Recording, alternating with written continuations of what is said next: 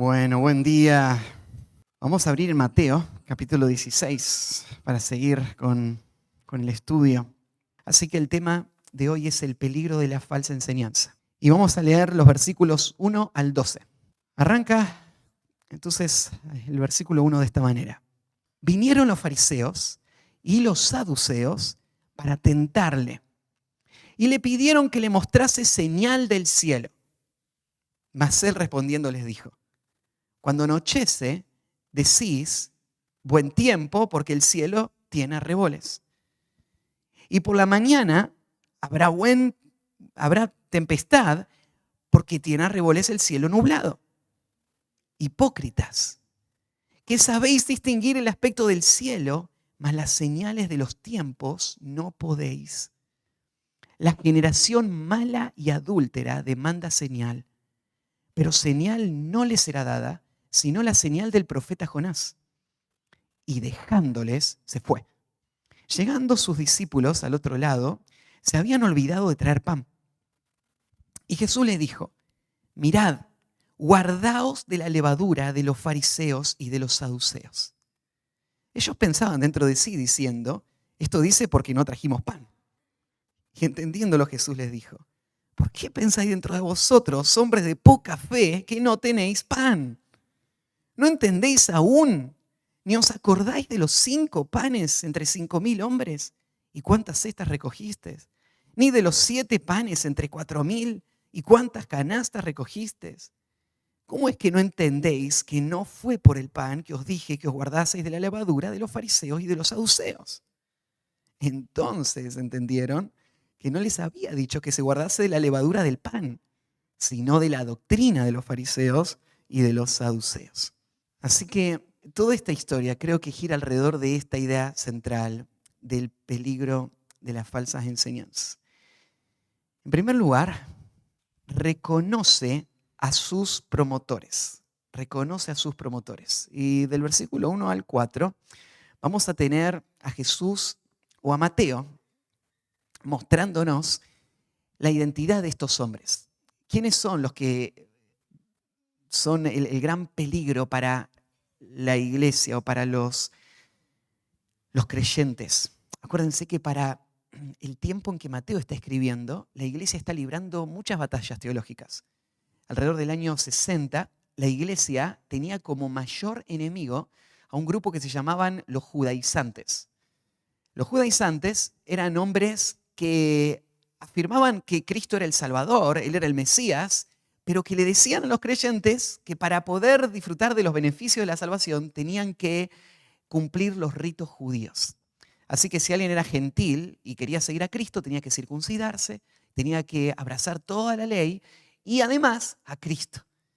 Así que los judaizantes estaban atentando contra el evangelio mismo. Y uno puede imaginar cómo Mateo, cuando está escribiendo estas palabras, tiene en mente a estas personas también. Y de la misma manera que Jesús le dijo a sus discípulos: déjenlos, de la misma manera Él le estaba diciendo a los creyentes del primer siglo: dejen a los falsos maestros de su tiempo. Hombres que están torciendo el evangelio, que están siendo de tropiezo para ustedes. Así que Mateo nos va a describir a estos hombres con esta historia que pasó cuando Jesús llegó a Israel de nuevo. Así que en estos primeros 4 versículos va a mostrar estas características y arranca en el versículo 1 diciendo que vinieron los fariseos y los saduceos para tentarle. Tal vez ya hablamos de estos grupos, así que tenés en mente quiénes son los fariseos y saduceos. Para refrescar un poquito, los fariseos eran los líderes espirituales que estaban involucrados en la vida de las sinagogas. Ellos eran vistos como hombres piadosos, esforzados, conocedores de las Escrituras, y así se presentaban también a la nación. Claro, estos eran hombres que habían torcido el sentido de las Escrituras y Jesús los va a llamar hipócritas muchas veces. Así que no eran hombres realmente piadosos, pero eran los hombres que tenían la influencia más fuerte en la vida espiritual de Israel. Los saduceos eran una casta, un grupo de hombres que decían descender de sacerdotes, de la línea sacerdotal, y por eso tener un lugar de preeminencia en la nación. Y ellos se las habían arreglado para conseguir beneficios de los romanos. Y entonces ellos estaban al frente, ellos estaban en lugares de mucha importancia en la nación, en el liderazgo de la nación de Israel, y estaban acomodados con los romanos. En esa posición, estas personas eran personas que no vivían una vida piadosa en lo absoluto. Ellos no eran como los fariseos que se esforzaban ni siquiera por dar una imagen piadosa. Ellos usaban un lenguaje espiritual, pero vivían una vida totalmente libertina. Ellos profesaban ser judíos y líderes espirituales, pero en realidad le importaba más la política que la vida de la nación. Esas personas mostraban que servían a Dios, pero en realidad eran personas que no tenían ningún temor a Dios. No creían en la autoridad de las Escrituras, descartaban toda la Escritura, solamente creían en algunas partes y tenían muchos problemas teológicos. No creían en la resurrección, por ejemplo, más adelante va a aparecer esto. No creían en los ángeles. Así que eran un desastre teológicamente.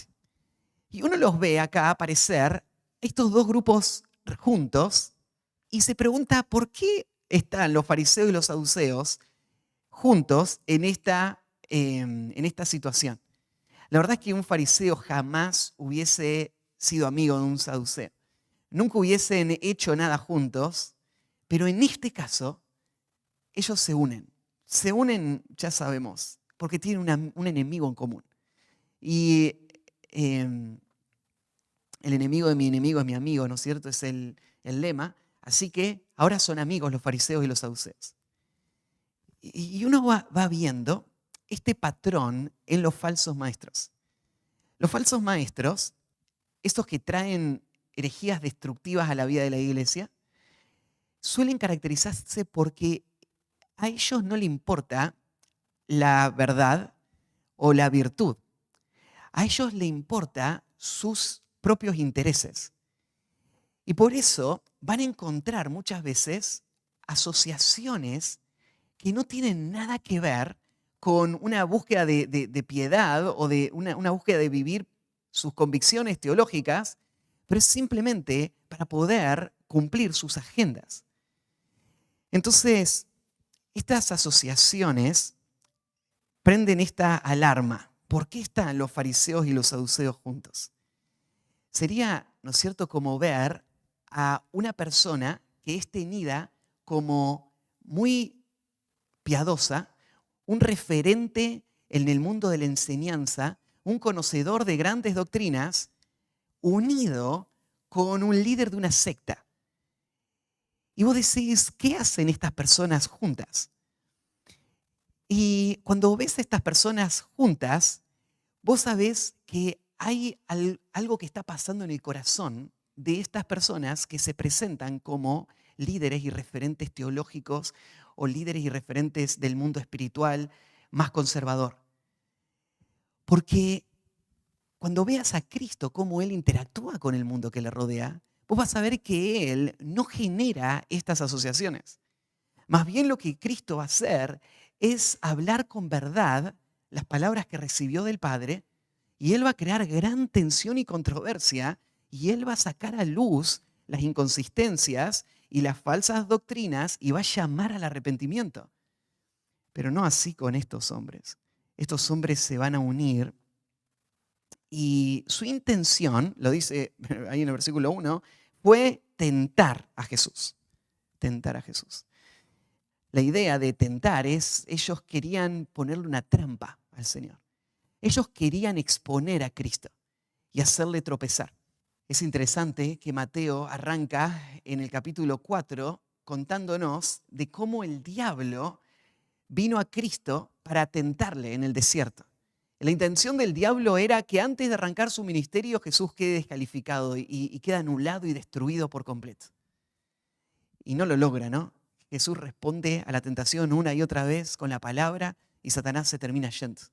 Pero ahora lo que tenemos es a los hijos de Satanás haciendo lo mismo que Satanás, viniendo a Cristo con esta misma intención, desacreditar a Cristo, frenar su influencia, atacar al Señor y su enseñanza. Así que lo que hacen es llegan para tentarle. Ellos ya habían decidido que Jesús no era el Mesías y querían poner esto en evidencia. Querían que todas las personas que estaban siguiendo a Jesús salgan de la supuesta ignorancia y vean sin la máscara a este hombre que les está engañando. Así que llegan con esa intención. Y lo que van a hacer es poner a prueba a Jesús diciendo que les muestre una señal del cielo. Esta señal es algún milagro especial que respalde lo que él está diciendo. Ahora, qué absurdo lo que estos hombres están pidiendo, ¿no? Por años, Jesús había estado recorriendo toda esta región, predicando y haciendo grandes señales. Jesús había sanado, Jesús había alimentado, Jesús había caminado sobre las aguas, frenado el viento, Jesús había liberado a personas del poder de Satanás, había sacado a los demonios. O sea, faltan señales, faltan evidencias. ¿Será que esta gente todavía no se dio cuenta que Jesús era el Mesías y por eso lo rechaza? Cuando pasábamos por estas historias en estos años que las estuvimos estudiando, yo les fui marcando este principio. La incredulidad no es una cuestión de falta de evidencias, nunca. No es que una persona no cree porque hay alguna cosa que falte a la claridad del Evangelio o a las evidencias del Evangelio. El problema es interno, el problema es la rebeldía del corazón, que decide no recibir esas señales, no aceptarlas. Entonces, que Cristo es quien dice ser Dios hecho hombre es algo evidente a todo el mundo de todos los tiempos. De Cristo para acá hay suficiente evidencia. Pero los fariseos se hacen los distraídos, ¿no? Y dicen, no, nosotros todavía no vimos suficiente. Fíjate la soberbia del corazón de estas personas que dicen, mira, todas las señales que Dios le dio para hacer a Cristo no son las que nosotros queremos. Nosotros queremos las que nosotros vamos a demandar. Las señales que Dios tiene que hacer para convencerme a mí son las que yo voy a pedir. Si Él hace eso, entonces ahí voy a creer. Qué orgullo en el corazón de estas personas.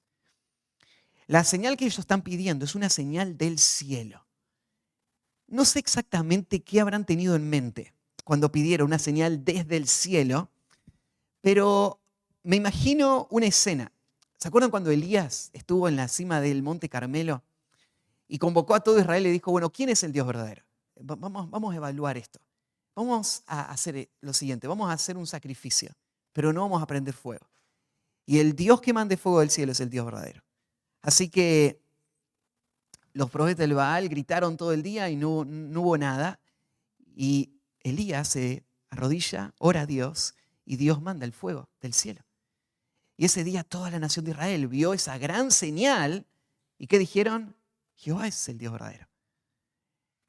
Tal vez los fariseos estaban imaginando algo así.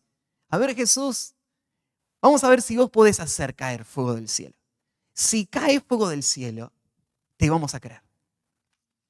¿Piensan que ellos hubiesen creído con el fuego que cayera del cielo? Probablemente se hubiesen asombrado, pero yo les decía hace un instante, el problema de la incredulidad no es un problema de falta de evidencias, no es un problema de falta de exposición a la verdad, es un problema del corazón y la dureza del corazón.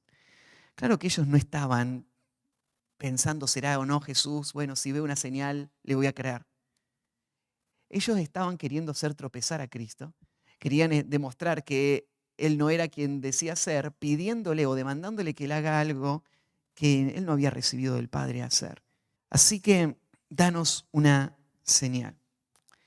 En el versículo 2, Jesús va a responder a esta demanda y va a exponer la hipocresía de estos hombres. Va a exponer que ellos no están buscando una señal para convencerse, sino que ellos están rechazando a Cristo abiertamente. Y entonces le dice, cuando anochece, decís, buen tiempo porque el cielo tiene arreboles. Y por la mañana, hoy habrá tempestad porque los arreboles en el cielo están del cielo nublado. Lo que le va a mostrar Jesús es, miren, ustedes no es que son ingenuos, ignorantes. Ustedes se dan cuenta de las cosas, ¿no? Y pueden percibir el mundo que les rodea. Jesús les está mostrando cómo en aquel tiempo, como en todos los tiempos, había cierta observación que se podía hacer del cielo y predecir lo que iba a pasar. Hoy hay un montón de instrumentos que hay para predecir el pronóstico y vos te fijás en tu celu si va a llover o no mañana. Pero en la historia de la humanidad siempre hubieron formas de predecir. Entonces, por cómo se ven las nubes, por cómo cae el agua. Bueno, hace globitos cuando cae, entonces va a llover por mucho tiempo. Por diferentes observaciones se predice qué va a pasar con el clima. Y estas personas eran expertos en estos temas. Pero aunque ellos entendían las cosas naturales, el versículo 3 dice, hipócritas que sabéis distinguir el aspecto del cielo, mas las señales de los tiempos no podéis. Jesús, cuando les termina diciendo no podéis, está poniendo su atención en esta incapacidad que yo les mencionaba hace un momento, el problema del corazón que hace que ellos no vean lo obvio. ¿Por qué una persona inteligente podría descifrar muchas cosas del funcionamiento de este universo y no podría ver las cosas espirituales más obvias? ¿Cómo no podría ver que Jesús es el Mesías? ¿Cómo no podría ver las señales que Él hizo? ¿Cómo no podría ver la necesidad de rendirse completamente al Señor? Y la razón es simple. Ellos no pueden. No pueden porque nacieron ciegos. Nacieron totalmente incapaces, nacieron muertos espiritualmente, y a menos que el Espíritu obre en el corazón y traiga esa luz para que vean la gloria de Dios en la faz de Jesucristo, traiga esa convicción para que sientan el dolor por el pecado, no hay esperanza.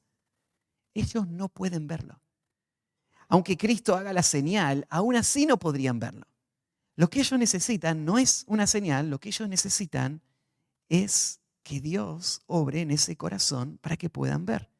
Así que el Señor está, mira, en esta expresión, hipócritas, ¿qué sabéis distinguir el aspecto del cielo, más las señales de los tiempos no podéis? Es como si Jesús estaría asombrado de la profundidad de la ceguera de estas personas.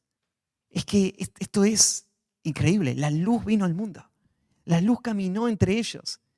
Por años ellos vieron, escucharon al Salvador y aún así, nada. Aún así endurecidos, aún así yendo hacia su perdición. Entonces ellos están cegados a la realidad espiritual. Esta es la condición de los falsos maestros.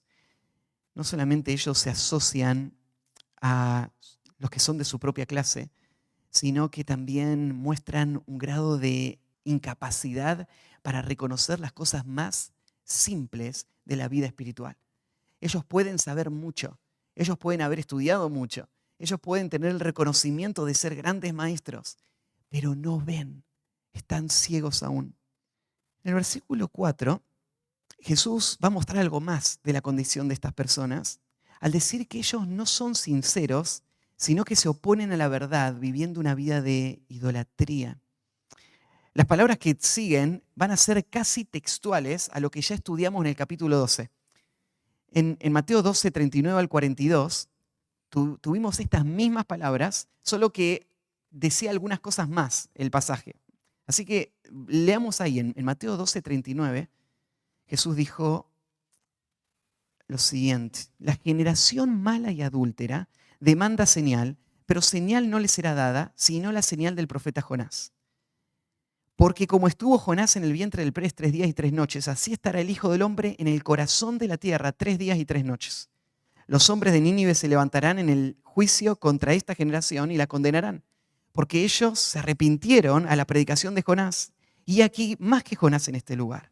La reina del sur se levantará en el juicio con esta generación y la condenará, porque ella vino de los confines de la tierra para oír la sabiduría de Salomón, y aquí más que Salomón en este lugar. Entonces, prácticamente las mismas palabras. La generación mala y adúltera demanda señal. Cuando Jesús llama a estos fariseos la generación mala y adúltera, te llama la atención porque Jesús, la palabra generación, está hablando de un grupo muy grande de personas. Jesús está hablando de que estos hombres son representantes de un grupo mucho mayor. Estos hombres son los que vienen y hablan y demandan la señal, pero son ciegos, no entienden nada, no pueden ver nada. Pero ellos son en realidad los representantes de un grupo mucho mayor. ¿Y de quién está hablando Jesús acá? Está hablando por extensión de toda la nación de Israel. Las palabras que Jesús va a decir ahora, esta es una generación mala y adúltera que demanda señal, se aplican a todo el pueblo, de los cuales los fariseos son los representantes. Ellos son los líderes de la nación. Ellos son los que han estado engañando y endureciendo el corazón del pueblo, pero todo el pueblo está en el mismo punto. Todo el pueblo está endurecido y con estas mismas características. Fíjate, hay dos cosas que dice de esta generación. Es una generación mala y adúltera. No solo que esta generación es pecadora, esta generación es malvada, es perversa. Esta generación está planeando el mal. Y en esto Jesús está desenmascarando las intenciones de estos hombres, que vienen a hacer preguntas y que vienen a pedir señal, pero están maquinando cómo matar a Jesús. Esto es una generación mala y es una generación adúltera. Y acá Jesús está usando el concepto de adulterio en el sentido espiritual. Es una nación que, debiendo fidelidad a Dios, siendo ellos el pueblo del pacto, siendo de que ellos tenían al rey delante de ellos y tenían que rendirse a Cristo y tenían que amar a Dios con todo su corazón, mente, alma y fuerzas, en realidad eran adúlteros, amaban a sus ídolos. Si vos le hubieses preguntado al fariseo si ellos eran adúlteros, hubiesen dicho, fuera de acá, nosotros somos fieles al Dios de Israel, nosotros lo amamos a Él, por eso cumplimos su ley. Pero el rechazo a Cristo estaba evidenciando el adulterio espiritual. Porque ellos tal vez no estaban postrados delante de una imagen falsa, pero ellos estaban siguiendo sus propios ídolos en el corazón. Ellos estaban adorando sus propios deseos. Ellos estaban rechazando a Cristo para poder mantener el reino de su propia vida. Ellos no obedecían al Evangelio. No quebraban su voluntad. No se rendían al Señor y por lo tanto eran adúlteros. Adúlteros.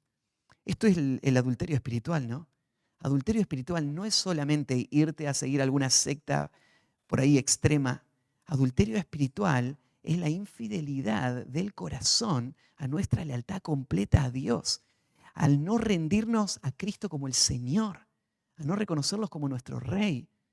Y esto es lo que estos hombres eran. Esto es lo que toda la nación era. Era una generación malvada, mala y adúltera. Esta generación mala y adúltera hace eco al pueblo de Israel en el Antiguo Testamento, que fue juzgado por Dios por esa rebeldía. Por ejemplo, ahí en Isaías 1:21 dice, ¿cómo te has convertido en ramera, oh ciudad fiel? Llena estuvo de justicia, en ella habitó la equidad, pero ahora los homicidas. Ahí en Isaías 1:21 se describe el estado de Israel en este momento que está siendo juzgada por Dios. En un momento habían vivido de acuerdo a la voluntad de Dios, una vida de justicia. Ahora, adulterio. El adulterio del que se refiere, ¿no es cierto?, es el adulterio espiritual, que incluye también los homicidas que hay en esta ciudad. Gente que no se somete a la ley de Dios. Ahí mismo en Isaías capítulo 57, 4 al 5 dice, ¿de quién os habéis burlado? ¿Contra quién ensanchasteis la boca y largaste la lengua?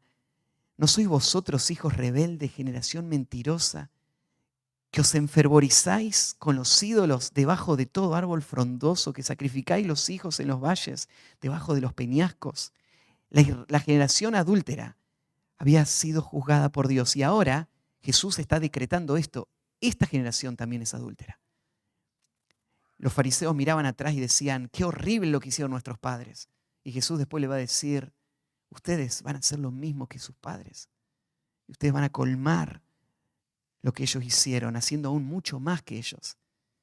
Así que estos hombres son los representantes de un pueblo rebelde a Dios. Entonces Jesús le dice, pero señal no les será dada, sino la señal del profeta Jonás. Jesús no va a darles el gusto. Jesús no va a entrar en su juego, porque Él no está para entretener o para responder a esas demandas. Él vino para predicar y Él vino para llamarles al arrepentimiento. Y esas personas son responsables con la luz que ya tienen. Entonces ellos tienen que responder ahora. Esto no quiere decir que Jesús no hizo más milagros. Jesús hizo milagros aún después de este día en que Él dice no les voy a dar ninguna otra señal.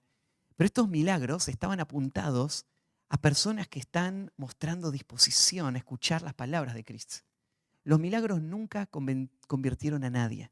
Nunca nadie se salvó por ver una señal.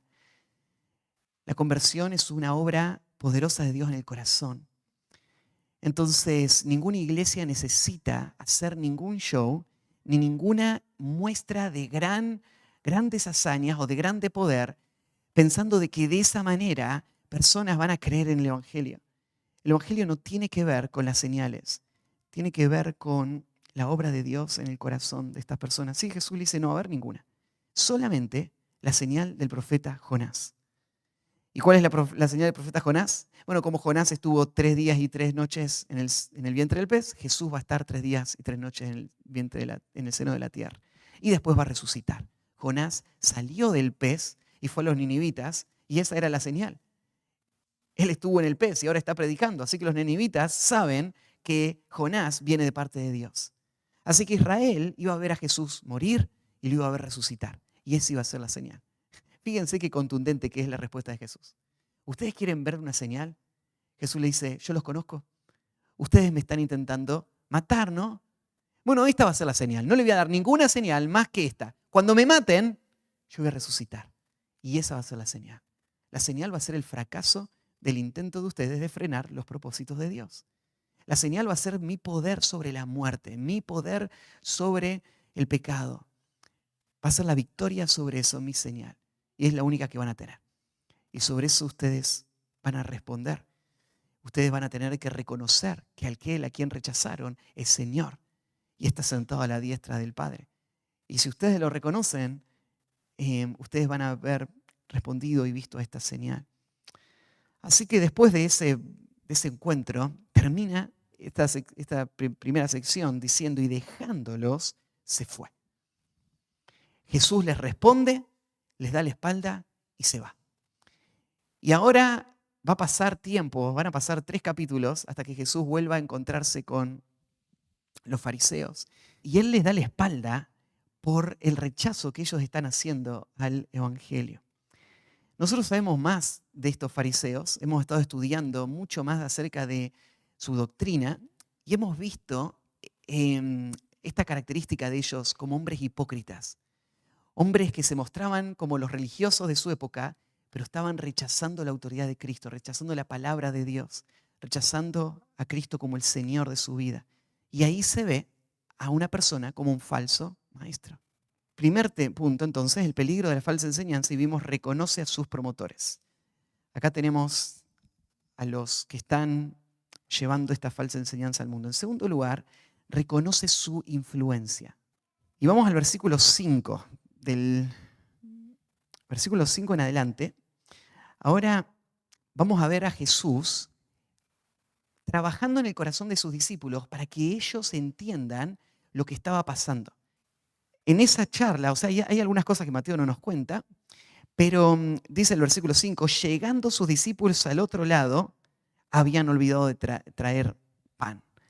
Aparentemente Jesús tuvo esta conversación en un punto y ahora los discípulos viajaron y llegaron a el otro lado del mar de Galilea, ¿sí? Y por cómo se dice, da la impresión de que los discípulos fueron por su cuenta y Jesús ya estaba ahí. Cuando dice que llegaron, y dice entonces que Jesús les va a hablar, cuando ellos llegaron, da esta idea, ¿no es cierto? Que ellos llegaron por caminos separados. Cuando llegan, se dan cuenta de que no habían traído pan. Marcos nos hace una aclaración en el pasaje paralelo en el capítulo 8. dice que habían olvidado traer pan y no tenían sino un pan consigo en la barca. Entonces, era un grupo, había un solo pancito y se encuentran con este problema. Nos olvidamos. Tendríamos que haber tenido cuidado, tendríamos que haber hecho planes, tendríamos que haber salido a comprar y ahora estamos acá solos, no trajimos nada para comer y ellos se sienten tal vez un poco culpables por no haber hecho bien las cosas con el tema del pan. Así que cuando bajan, este es el tema de conversación, no tenemos nada para comer y te sorprende un poco la situación porque, ¿se acuerdan?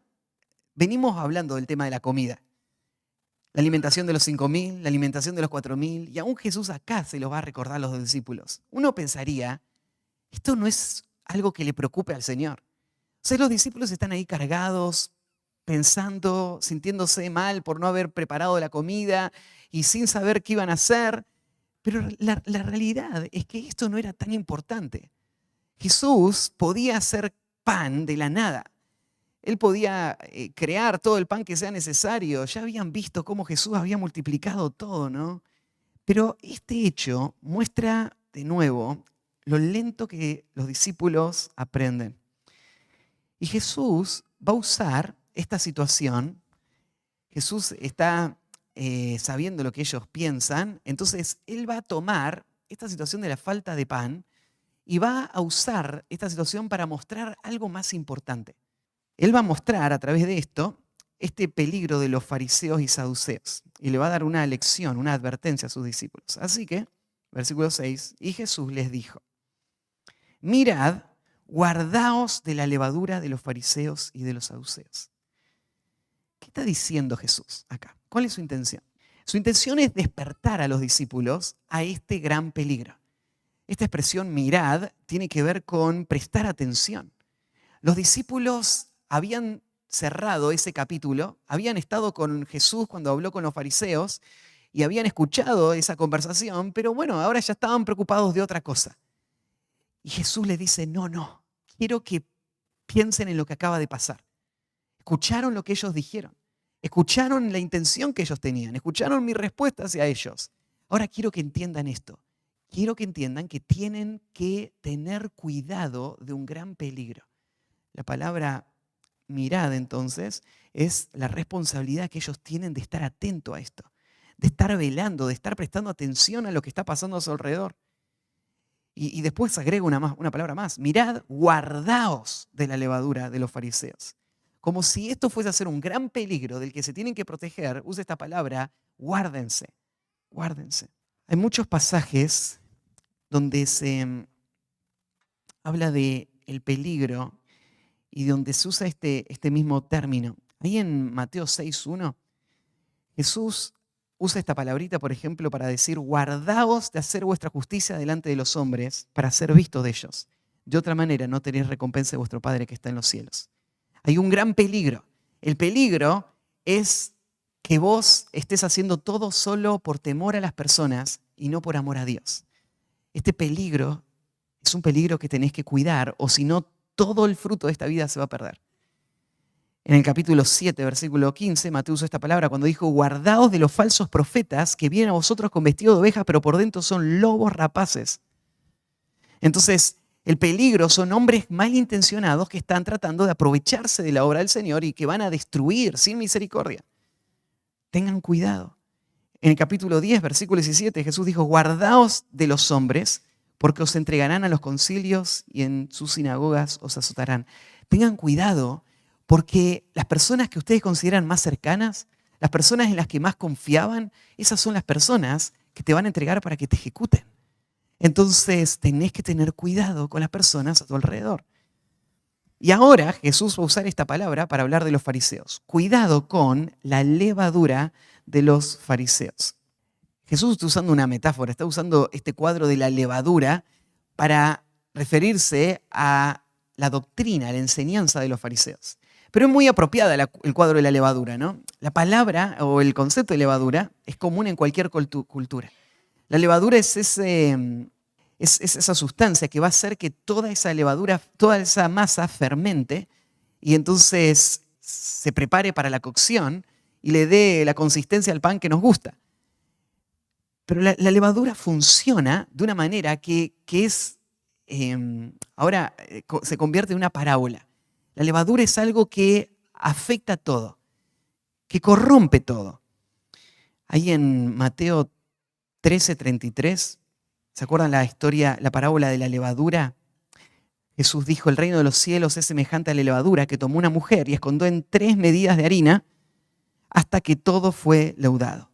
Es solo cuestión de tiempo, la levadura va a abarcarlo todo. Entonces, esto es lo que hace la levadura. Pero tal vez otros pasajes que son un poco más claros sobre lo que Jesús tiene en mente acá sería 1 Corintios 5:6, donde dice, no es buena vuestra jactancia, ¿no sabéis que un poco de levadura leuda toda la masa? Y ahí en 1 Corintios, Pablo está usando la levadura como un sinónimo de corrupción, de contaminación, como el pecado en la iglesia, si no es corregido, si no es sacado, va a terminar destruyendo toda la iglesia. Lo mismo hay en Gálatas 5:9, un poco de levadura leuda toda la masa, tiene la connotación de la falsa doctrina entrando a la iglesia y corrompiendo toda la congregación. Así que Jesús está usando este cuadro. Está pensando en la falsa enseñanza como algo que tiene un poder contaminante similar a lo que hace la levadura en una masa, que avanza sin freno hasta destruir todo. Yo les explicaba, estos fariseos fueron la levadura que leudó toda la masa de la nación de Israel. Un pueblo entero, una nación entera, condenada y destruida por el juicio de Dios, por falsos maestros que sembraron mentiras, que llevaron a toda la nación a creer que Jesús no era el Mesías. Jesús estaba enseñando, haciendo las señales, y el pueblo estaba escuchando y estaba respondiendo. Pero atrás de ellos, ¿quién estaban? Estos fariseos que estaban sembrando sus mentiras, buscando hacer tropezar a Jesús. Y al final lo lograron. Al final lograron torcer toda la nación para que rechace al Mesías. Un poco de levadura leuda toda la masa. Así que lo que Jesús le está diciendo es, tengan cuidado con eso. Yo les hablaba de los peligros de la falsa doctrina en nuestro contexto. Y estos son los llamados del Señor para nuestra vida también. A no ser ingenuos. A no creer que porque alguien es celebrado como un maestro, es seguro o es confiable. A no creer de que porque alguien conoce las Escrituras, él representa a un pastor genuino. El Señor está advirtiendo sobre eso. El último punto, el peligro de la falsa enseñanza, después de ver, reconoce sus promotores, reconoce su influencia, ahora vamos a ver, reconoce su importancia. Reconoce la importancia de la falsa enseñanza. Versículo 7 dice, ellos pensaban dentro de sí diciendo, esto dice porque no trajimos pan. Ahora los discípulos parecen estar en una sintonía totalmente distinta a la del Señor. Ellos están pensando en la comida, están pensando que no tienen para comer. Así que esa es toda su preocupación, esto es todo su mundo. Ellos no alcanzan a ver la dimensión del mundo espiritual a su alrededor. Ellos no están pensando en la falsa doctrina, ellos están pensando en la comida. No tienen nada que comer. Así que como no están pensando en la falsa doctrina, no pueden entender lo que Jesús está queriendo decir. Ellos escuchan las palabras de Jesús, pero no las están absorbiendo, no están viendo lo que es obvio de lo que Jesús está hablando. Entonces ellos empiezan a pensar, mientras Jesús les está diciendo, lo que ellos están pensando es otra cosa. Me imagino, ¿qué pasaría si el maestro que te está enseñando pudiera caminar por los pasillos de tu mente y saber todo lo que estás pensando mientras él te está enseñando? Imagínate que yo podría leer todas sus mentes y saber a dónde están yendo todos sus pensamientos. Y yo podría saber, ¿no es cierto?, la forma en la que vos estás tomando lo que yo te estoy diciendo. Sería bastante intimidante, ¿no? Tener un maestro así. Jesús es ese maestro. Él les enseña a sus discípulos y él camina por el secreto de su mente. Él es Dios. Así que él sabe todo lo que pasa ahí. Este es otro pasaje que evidencia quién es Jesús. Él es Dios, el único que conoce los pensamientos. Así que, entendiéndolo Jesús, les dijo: ¿por qué pensáis dentro de vosotros, hombres de poca fe, que no tenéis pan? ¿Por qué están pensando en la comida? Fíjate que Jesús les llama acá hombres de poca fe. ¿Por qué son hombres de poca fe? Ellos creyeron en el Evangelio, ellos están siguiendo a Cristo y lo toman como su Señor. Pero su fe es una fe que tiene que ser limpiada todavía. Tiene que seguir fortaleciéndose. La evidencia de la poca fe en los discípulos se ve en muchos momentos. Por ejemplo, cuando ellos estaban ahí en el medio del mar y Jesús les dice, hombres de poca fe, es porque ellos creían que Dios iba a permitir que se hunda el barco. Hombres de poca fe, ¿cómo no se dan cuenta? Jesús está acá en la barca. Él no les va a dejar que se hundan. No creen la promesa de Dios, hombres de poca fe. Entonces, hombre de poca fe a veces tiene que ver con las promesas de Dios. Pero acá, ¿por qué le dice hombres de poca fe? Bueno, puedo entender por un lado esto. Jesús se da cuenta de que ellos están enfocados en el pan y no se dan cuenta de que Dios ya tiene el control de eso y Él les va a proveer. Hombres de poca fe dejen eso en las manos de Dios. Pero hombres de poca fe no es solamente por el hecho de que ellos no creen que Jesús le pueda proveer del pan, sino porque su fe es tan pequeña que estando tan concentrados en cosas tan superfluas, cosas tan insignificantes, cosas que no van a trascender en lo más mínimo, no pueden ver las cosas que tienen más trascendencia. Dejen de preocuparse por el pan. Piensen en el reino de Dios. Piensen en las falsas doctrinas. Piensen en la agenda de Satanás y piensen en el establecimiento del reino. Piensen en proteger sus almas.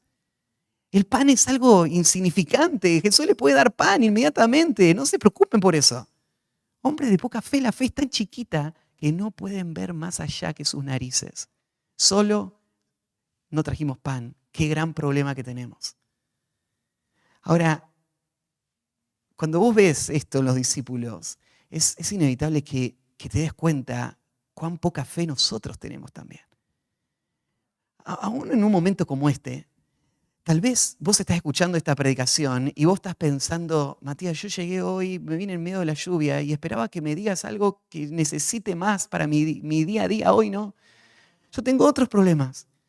Yo tengo problemas con mi salud, yo tengo problemas con mis necesidades, con mis cargas, y me está hablando de la falsa doctrina. Y vos estás tratando de escuchar a ver qué sacás que te ayude con tu problema que a vos te parece que tenés, ¿no? Y Jesús nos dice, hombres de poca fe, o sea, eso no es un problema para Dios. O sea, Dios le dio de comer a miles en un momento, Él te puede dar de comer, no te preocupes por eso, preocupate por cosas más importantes. Preocupate por el reino de Dios, preocupate por, en este caso, cuidar tu corazón de las falsas doctrinas. Eso es lo que tenés que estar escuchando. Pero los discípulos tenían tan poca fe que estaban escuchando al maestro hablarles de ese tema y no lo estaban entendiendo. Ni le estaban prestando atención al maestro. Solo escucharon la palabra levadura y pensaron en el pan. Inmediatamente. Ahora es bastante tonto que piensen que Jesús estaba hablando del pan. O sea, ¿qué estaba queriendo decir Jesús? Si Jesús le dijo, cuidado con la levadura de los fariseos, Jesús le estaba diciendo, no vayan a comprarle pan a los fariseos. Que si le compro un pan a un fariseo me voy a morir, me voy a contaminar. Es algo tonto, ¿no es cierto? ¿Qué sentido tendría que Jesús les advierta de levadura de los fariseos? No está hablando Jesús de eso. Entonces Jesús les confronta. Ahí en Marcos, en el pasaje paralelo, Marcos en capítulo 8, 17, le va a decir así Jesús. Entendiéndolo, Jesús les dijo, ¿qué discutís? ¿Porque no tenéis pan? ¿No entendéis ni comprendéis?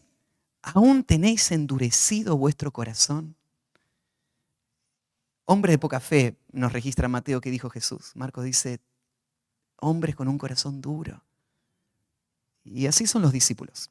Ahora, hay una diferencia entre los discípulos y los fariseos. Los fariseos rechazan la autoridad de Cristo. Ellos quieren gobernar su propio reino. Los discípulos se rinden a Cristo, pero son hombres de poca fe. Son hombres que todavía tienen un corazón endurecido. Son hombres que todavía tienen una vista muy corta.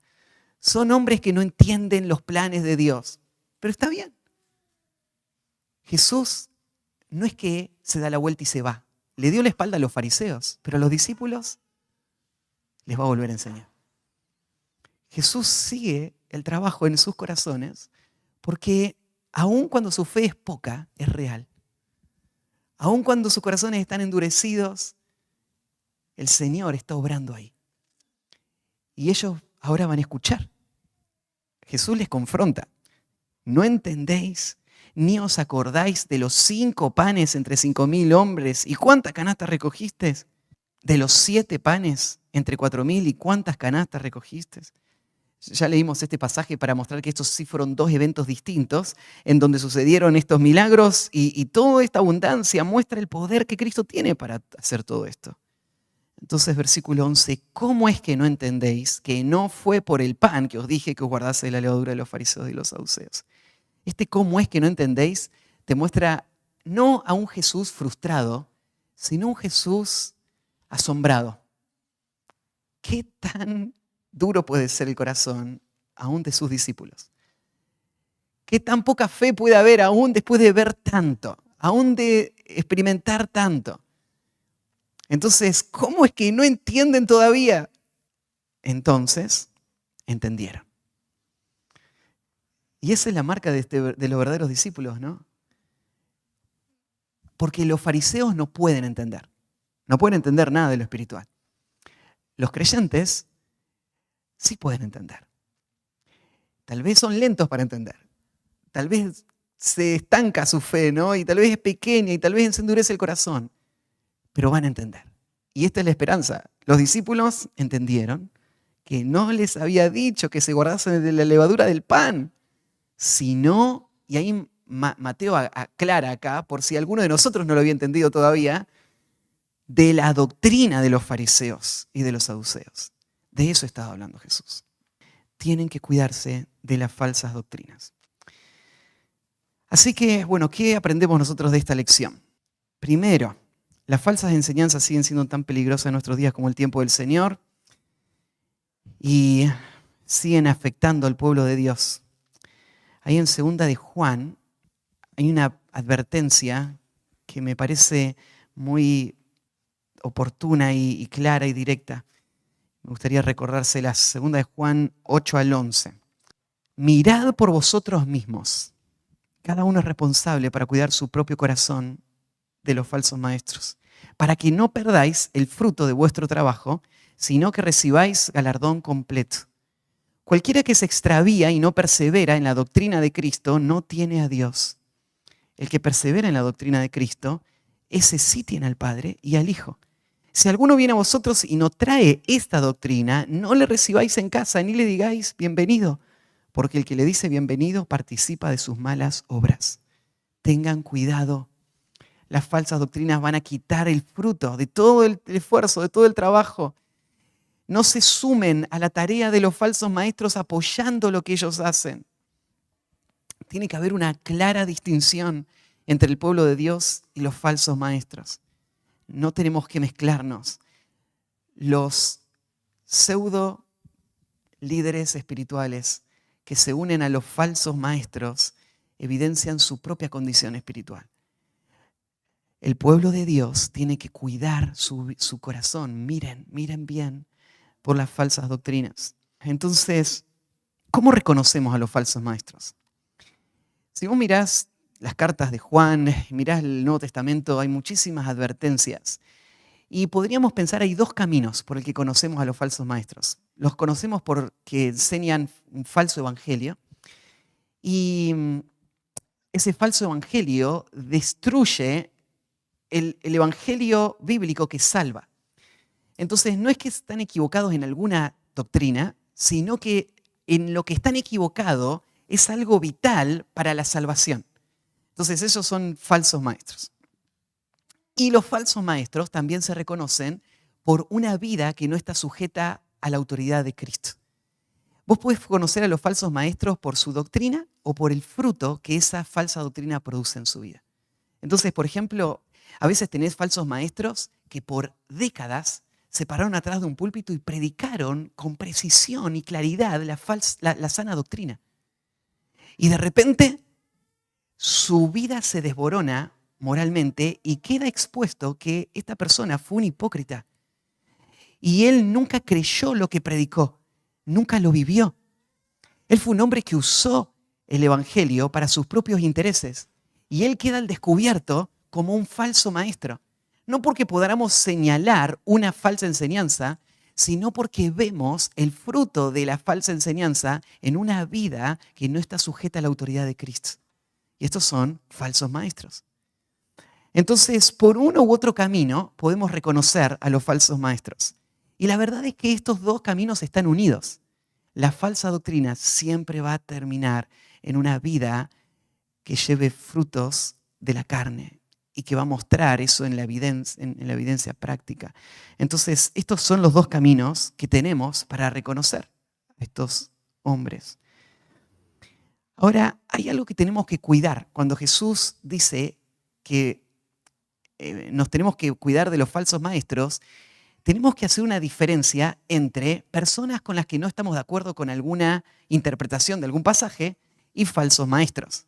O sea, no tenemos que tratar como falsos maestros a ovejas del Señor que están todavía equivocadas en algún área de su teología y que son hermanos de la fe porque estamos en el mismo punto, en lo esencial. Somos hermanos de la fe porque abrazamos el evangelio bíblico de la gracia.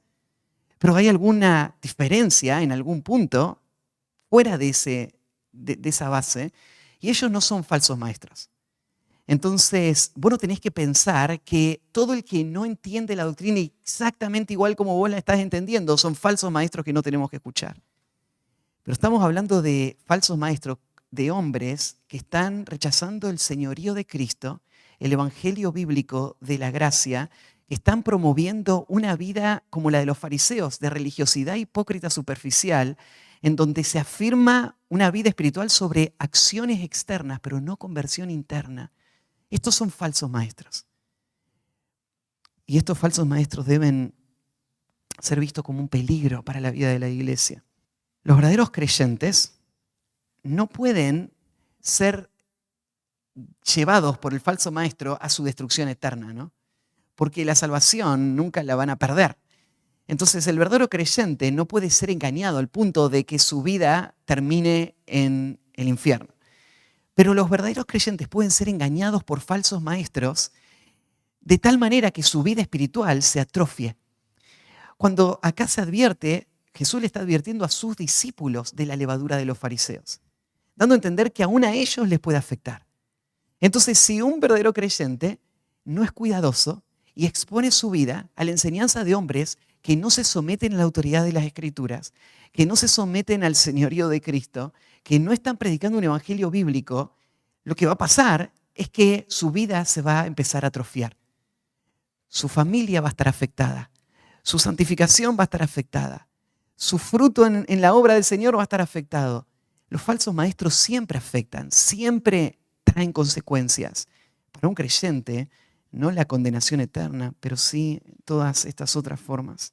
Bueno, y creo que la última implicación tiene que ver con este punto que les marcaba en cuanto a la poca fe. Hombres que estaban preocupados con cosas que eran triviales, cosas que no le estaban preocupando a Cristo. Hombres que estaban en otra sintonía con las cosas que Cristo estaba pensando y sus intereses. Entonces esta es una confrontación para nosotros, para ver dónde está nuestra fe, dónde está nuestra prioridad. ¿Estamos escuchando la enseñanza del Señor o estamos preocupados con nuestra propia agenda? Entonces Colosenses capítulo 3 dice, si habéis resucitado con Cristo, poned la mira en las cosas de arriba, donde está Cristo sentado a la diestra de Dios. Buscad las cosas de arriba y no las de la tierra, porque habéis muerto, vuestra vida está escondida con Cristo en Dios. La vida del Hijo de Dios tiene que estar marcada por la búsqueda de las cosas que trascienden. Las cosas temporales son importantes. Claro, los discípulos tendrían que haber pensado en qué iban a comer ese día, porque hay que comer algo, ¿no? Pero eso no es lo más importante. Eso no es lo que tiene que estar en el centro de la atención. Tenemos que estar pensando en las cosas que trascienden, en las cosas eternas y escuchar la voz del Señor en estas áreas, ¿sí? Vamos a orar para terminar.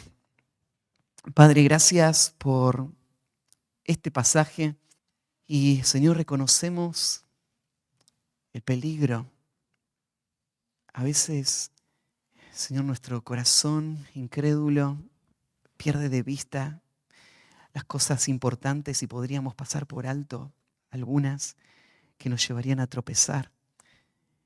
Y pedimos, Señor, tu gracia. Rescátanos de nuestra propia incredulidad, rescátanos de la dureza de nuestro corazón.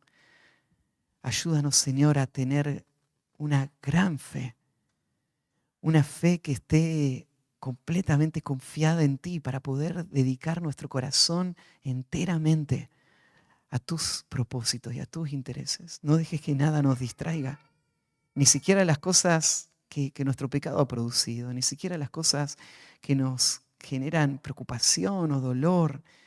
No dejes que nada de eso nos distraiga. Ayúdanos a poner la mirada en las cosas que tú ves, en las cosas eternas, las cosas de arriba. Y Señor, guárdanos de la falsa enseñanza que viene de los maestros de este mundo, de la sociedad, que nos mete en la cabeza sus propias prioridades, sus propias formas de entender la vida, que nos mete en la cabeza una visión de este mundo que no es teocéntrica, no está centrada en ti, sino en los intereses de ellos. Ayúdanos a escapar de esa influencia. Ayúdanos a cerrar esas puertas, a no dejar que nos invada, que nos controle. A cerrar, Señor, nuestros oídos a los falsos maestros de este mundo, de la sociedad, los gurús de la economía, de la salud, de la familia, de todas las áreas, Señor. Líbranos. Guárdanos de los falsos maestros también, de los pseudos predicadores que hablan como si fuesen a ser eruditos, pero esconden el veneno, esconden, Señor, la levadura que corrompe, que distorsiona nuestra imagen de ti, que distorsiona lo que pensamos de tu nombre, de tu carácter, de tus propósitos.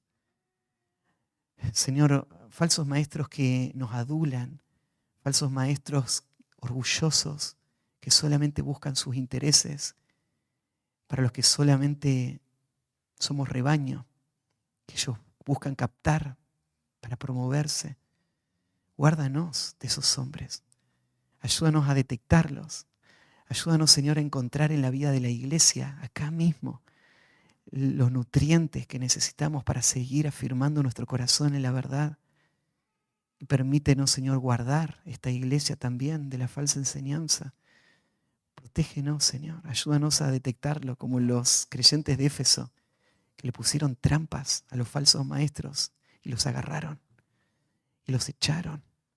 Ayúdanos, Señor, a ser prontos en detectar también el engaño, el error, y a cuidar la pureza y la santidad de tu pueblo. Sigue afirmándonos, Señor, para que tu nombre sea exaltado y para que tu iglesia sea protegida y edificada. En el nombre de Cristo Jesús. Amén.